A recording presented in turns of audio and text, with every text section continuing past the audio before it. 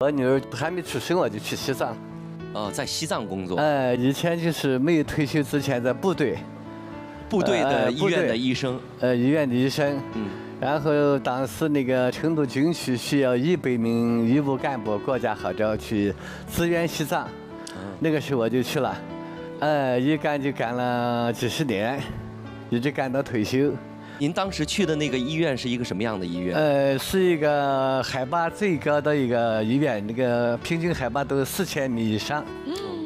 那边高原嘛，就是各方面都比较稀缺，然后就是高寒比较冷嘛，那个几10年之前，也没什么吃的，就像我们平时那个大米啊、面条啊那些，都用高压锅去压才能熟。主要是一个就是吃罐头，所以当年条件还蛮辛苦的，对吧？对。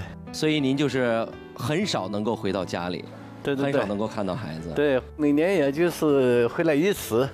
哎呦，那个时候也没手机，也不能视频，只能通信来往。这封信从我那个地方写出来，再返回来就得1个月。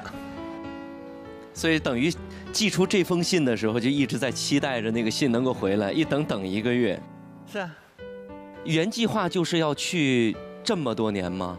按规定是3到5年，但是由于我的这个专业比较特殊，好多病情需要我，组织上也需要我，因为那边缺医少药，病又特别多，寒冷嘛天气，就是好多这个官兵啊。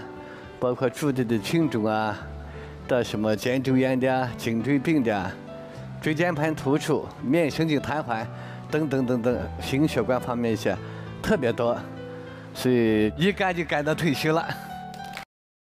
抖音。